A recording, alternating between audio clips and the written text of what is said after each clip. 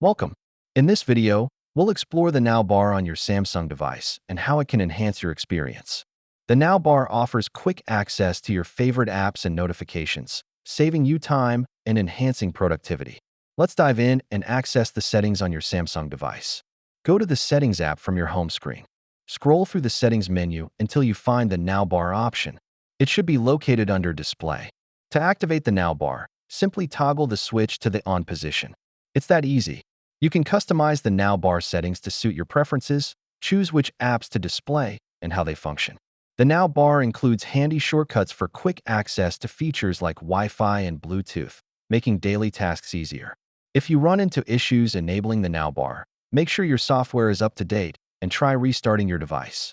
To maximize your productivity with the Now bar, utilize its features like quick apps switching and notifications efficiently. To recap, enabling the Now bar is simple and can significantly improve your workflow. Explore its features today